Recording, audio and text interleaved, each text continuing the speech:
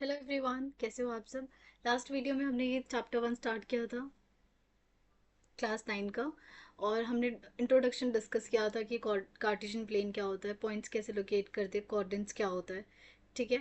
Last video में बस आपको ऑर्डिनेट और एब्सिसा बताना भूल गई थी, तो एक बार मैं वो डिस्कस करती हूँ and then we will start with the exercise 1.1।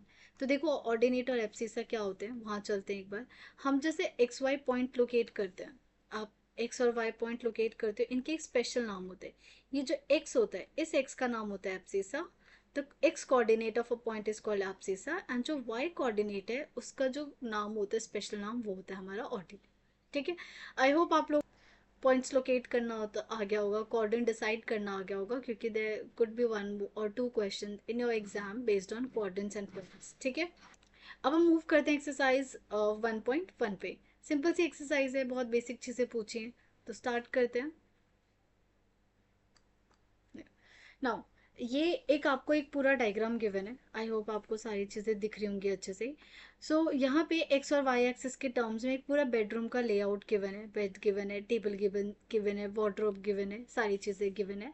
ठीक है। नाउ ये कह रहे हैं D1 and R1 represent the door to Ryan's room.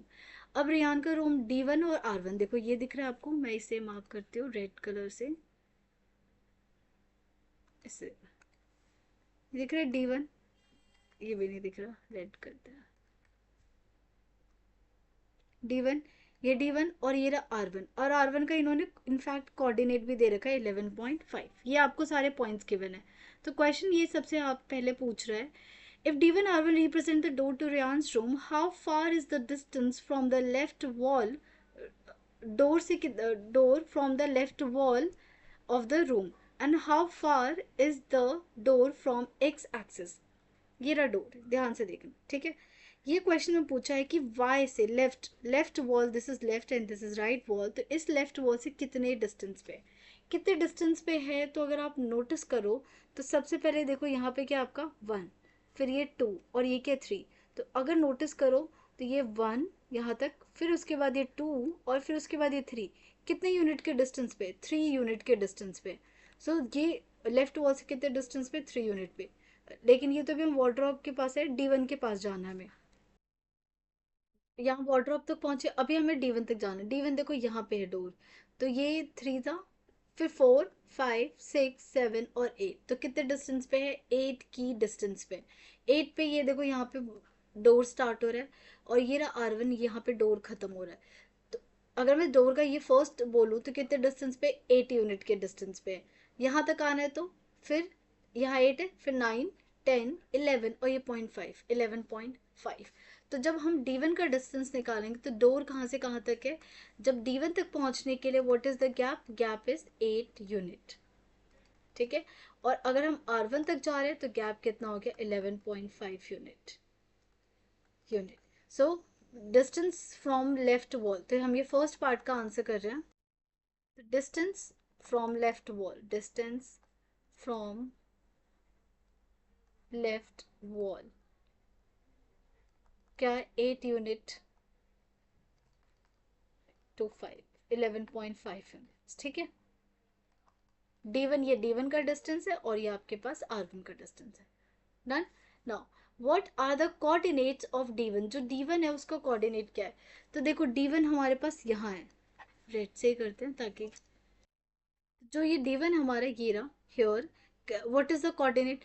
अब ये देखो, क्या ये एक्स एक्सिस पे लाई कर रहा है, राइट, और ये वाई एक्सिस है।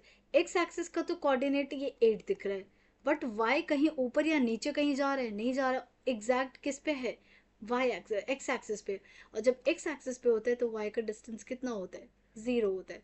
तो what is the coordinate for D1, तो D1 का कोऑर्डिनेट है 8,0। दिस इज 8,0, तो इसे अच्छे से लिखते हैं 8,0। Done. Now if R1 is the point 11.5,0, R1 already given है। How wide is the door, very good question. आपसे पूछा डोर कितना वाइड है, थर्ड पार्ट वाइड, मतलब width of the door, width of door. Okay. यहाँ देखो ये कितना है, 11.5, तो मैं इसको ऐसे बनाती हूँ। यहाँ पे हमारे पास D1 है विच इज 8, और फिर उसके बाद 9 10 11, और यहाँ पे यहाँ पे R है, R1 है, और इसका पॉइंट है 8,0 और ये वाला पॉइंट है 11.5,0।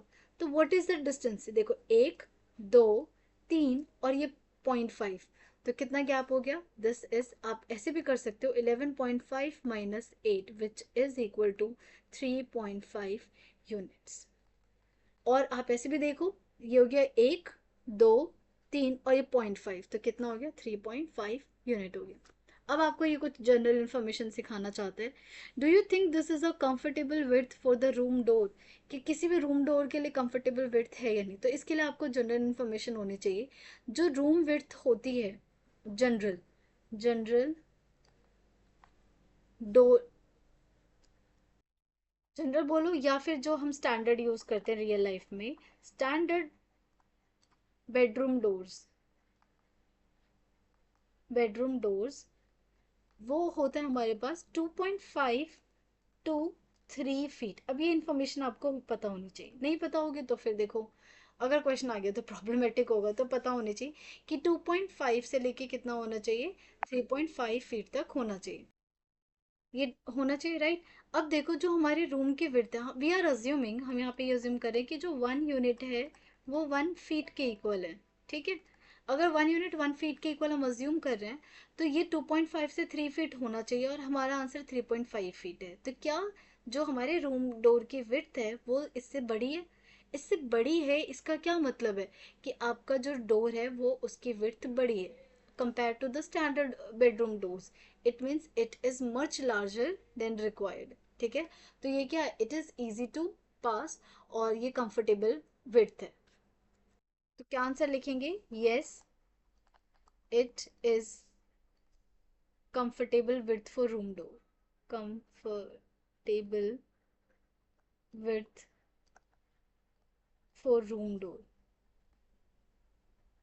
For room door. अब इसी में इन्होंने आगे पूछा है, if a person in a wheelchair wants to enter the room, will he or she would be able to do easily? अगर वही इसी डोर से व्हील चेयर आना चाहे तो क्या ये सही है? इसके लिए हमें ये पता होना चाहिए कि व्हील चेयर के लिए कितनी विड्थ होनी चाहिए। तो अगेन, तो व्हील चेयर के लिए, व्हील चेयर के लिए जो रिक्वायर्ड विड्थ होनी चाहिए, रिक्वायर्ड विड्थ, ये भी कितनी होती है? ये भी जनरल नॉलेज है, जनरल आपको पता होना चाहिए कि कितने से कितनी होती है। तो ये भी 2.6 टू 3 फीट के होती है, 3 फीट के इक्वल होती है। अब हमारा देखो आंसर कितना है, 3.5, जो कि इससे बड़ा है। इससे बड़ा है मतलब रूम हमारा इस रेंज से भी क्या है, काफी बड़ा है। तो क्या होगा, व्हील चेयर आराम से एंटर कर सकती है। तो क्या आंसर है? Yes, it is comfortable for wheel chair also, it is comfortable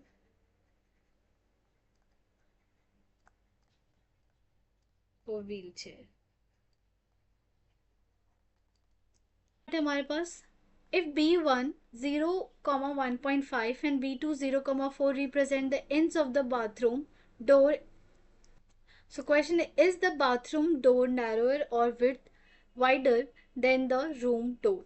तो पहले देखो B1 कितना हमें दे रखा है, 0,1.5, और B2 कितना दे रखा है, 4।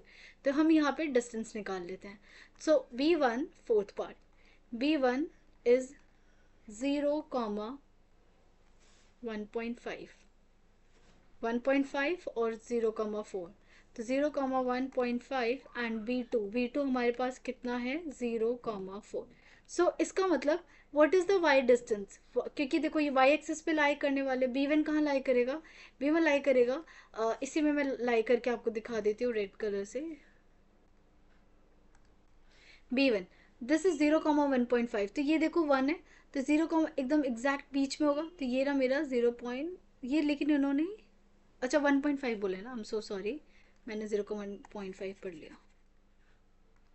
तो ये रहा B1, यहाँ एग्जैक्ट ही रहा, तो ये गिवन है आपको 0,1.5, और ये देखो B2 एग्जैक्ट दे रखा है 0,4। तो इनके बीच का गैप कितना हो गया, देखो 0.5, 1 और ये 2, तो कितना हो गया, 2.5 हो गया, हो गया, राइट। लेकिन रूम की डोर का विड्थ क्या होता है, 2.5 से 3, मतलब मिनिमम इज 2.5, कम से कम 2.5 होना चाहिए। और 2.5 से ज़्यादा ही होना चाहिए बल्कि मिनिमम। तो ये क्या हो जाएगा, आंसर क्या हो जाएगा, नैरोअर। तो पहले आप विड्थ निकाल लो कि व्हाट इज़ द विड्थ। तो विड्थ अगर आप निकालोगे विड्थ तो कितना आ जाएगा, या तो आप माइनस करके निकाल लो या आप डायरेक्ट वहाँ से गैप निकाल लो। तो ये कितना आ गया 2.5। बट हमारा डोर का जो साइज़ होता है डोर वो कितना होना चाहिए 2.5 से 3 के बीच में, और ये तो एग्जैक्ट 2.5 विच इज़ मिनिमम। तो ये क्या बन जाएगा, नैरोअर बन जाएगा, नैरोअर। ओके, सो कौन सा आंसर हमारा क्लियर है, नैरोअर। डन। तो यहाँ पे हमारी 1.1 एक्सरसाइज खत्म हो जाती है। नेक्स्ट वीडियो में हम करेंगे 1.2 एक्सरसाइज। अगर आपको वीडियो अच्छी लगी तो please like share and subscribe. Thank you everyone.